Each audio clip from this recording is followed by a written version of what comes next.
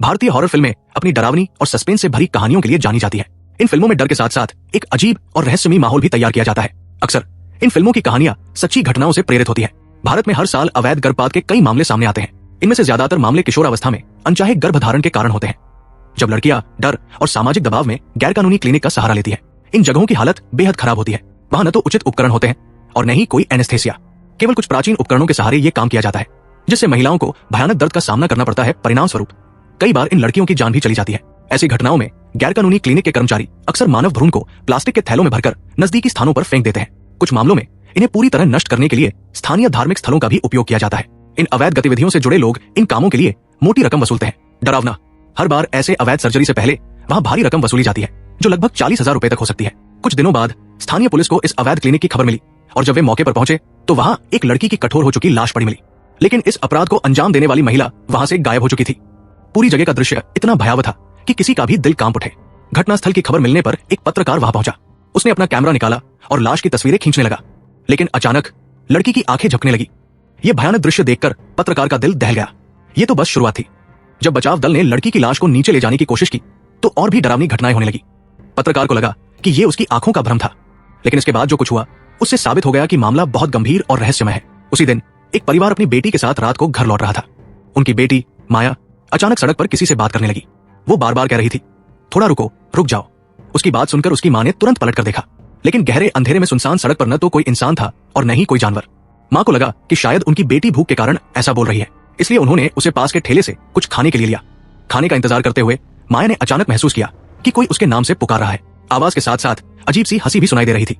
वो उस आवाज के पीछे चल पड़ी, लेकिन किसी ने ये नहीं देखा कि पास की एक पेड़ के नीचे कोई परछाई खड़ी थी और जैसे ही नजर पड़ी वो परछाई गायब हो गई। जब मां ने पीछे मुड़कर देखा तो पाया कि उनकी बेटी माया वहां नहीं थी। वो घबराते हुए नजदीकी मंदिर की ओर भागी, लेकिन गलती से वो एक पुराने शवगृह में पहुंच गई। वहां हर तरफ घना अंधेरा था और माहौल इतना सन्नाटे भरा था कि डर का एहसास बढ़ जाता था। जैसे ही उन्होंने बेटी को ढूंढने की कोशिश की, तभी उनके पीछे रखे एक पुरानी लोहे की अलमारी का दरवाजा अपने आप खुल गया।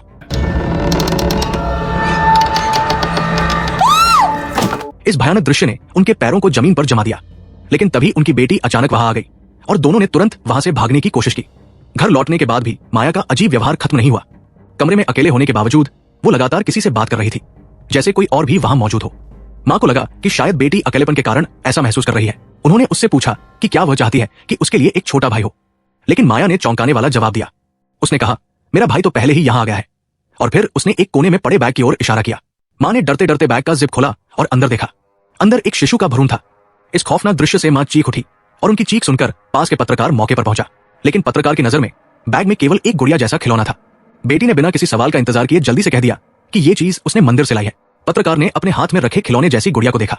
उसे ये कुछ ज्यादा ही अजीब लग रहा था। उसने अगले दिन सुबह उस गुड़िया को वापस मंदिर में रखने का फैसला किया। मंदिर पहुंचकर उसने चारों ओर की तस्वीरें लेना शुरू कर दिया। कौनถ่ายรูปไปทำไมรู้ไหมแถวเนี่ยไม่อนุญาตให้ใครถ่ายรูป। लेकिन जब वो वापस गाड़ी में बैठकर तस्वीरों को गौर से देखने लगा तो हर तस्वीर में एक धुंधली सी परछाई नजर आ रही थी।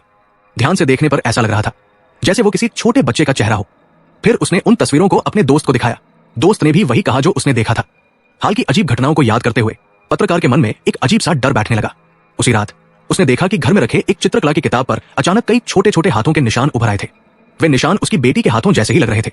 उसने बेटी से पूछा कि ये सब उसने किया है क्या, लेकिन उसकी बेटी ने साफ इनकार कर दिया और कहा, यह सब मेरे भाई ने किया है। अब सवाल यह था कि आखिर वो भाई कौन था जिसके बारे में उसकी बेटी बार बार बात कर रही थी। क्या सच में उस कमरे में कोई बुरी शक्ति मौजूद थी? गहरे रात के समय जब माता पिता अपने कमरे में थे, तभी बेटी के कमरे से अचानक दरवाजे के खुलने की आवाज आने लगी। जब पत्रकार ने मौके पर पहुंचकर देखा तो उनकी बेटी माया का कोई पता नहीं था। माता पिता घबराते हुए उसे चारों तरफ ढूंढने लगे।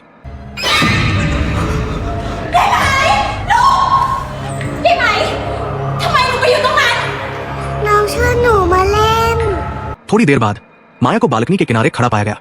पत्रकार ने जल्दी से उसे पकड़कर बालकनी से नीचे उतार लिया। राहत की बात यह थी कि माया को कोई चोट नहीं आई थी।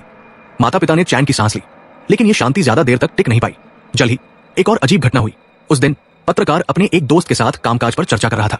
तभी दोस्त की कही एक बात ने उसे चौंका दिया। डरते हुए उसने तुरंत पीछे मुड़कर देखा, लेकिन वहां कुछ भी नहीं था। उसे लगा कि दोस्त मजाक कर रहा होगा, पर जब दोस्त ने जोर देकर कहा कि उसने सचमुच माया को उसके पीछे देखा तो पत्रकार और ज्यादा परेशान हो गया।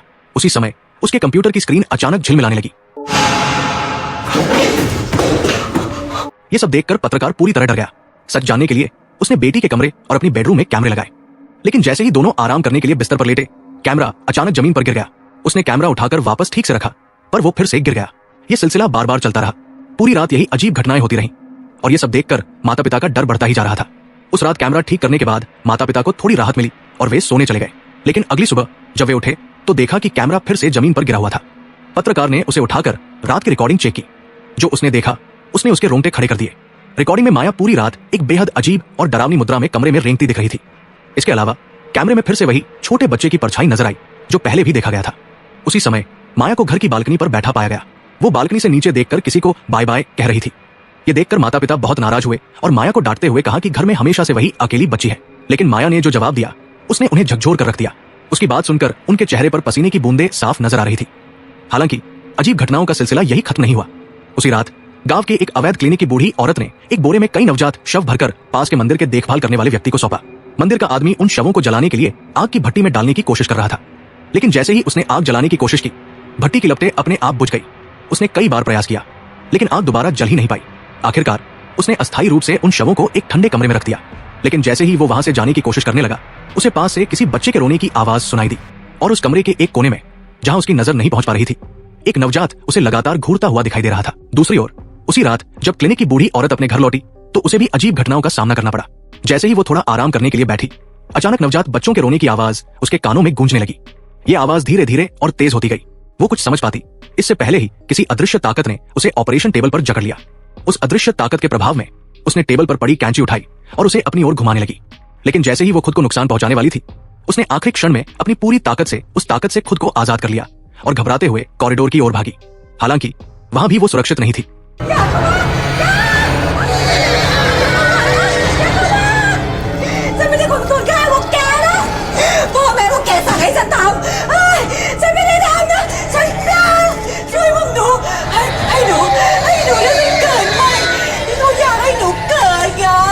जिन नवजातों को उसने अपनी निर्दयता से मारा था, उनकी आत्माएं अब उसकी ओर तेजी से बढ़ने लगी।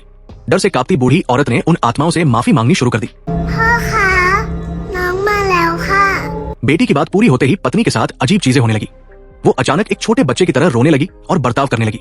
उसकी ये हरकत देखकर पत्रकार और ज्यादा डर गया। पत्रकार ने तुरंत पत्नी को संभालने की कोशिश की, लेकिन पत्नी ने उसे इतनी जोर से धक्का दिया कि वो फर्श पर गिरकर बेहोश हो गया। जब उसे होश आया तो उसकी पत्नी और बेटी दोनों गायब थे। फर्श पर पड़े हुए टूटे हुए खिलौने को देखकर उसे अंदाजा हुआ कि वे जरूर उस रहस्यमयी मंदिर की ओर गए होंगे। बिना देर किए वो अपनी गाड़ी लेकर मंदिर पहुंचा और जोर जोर से अपनी पत्नी और बेटी को पुकारने लगा। तभी उसके पीछे रखा एक बड़ा अलमारी नुमा दरवाजा अचानक खुल गया और उसमें से अनगिनत नवजात बच्चों के शव बाहर गिरने लगे। अभी वो इस डरावनी घटना को समझ ही रहा था। घबराए हुए पत्रकार ने पास पड़ी एक मजबूत लकड़ी उठाई और दरवाजे को जोर जोर से मारकर किसी तरह उन्हें बाहर निकाला।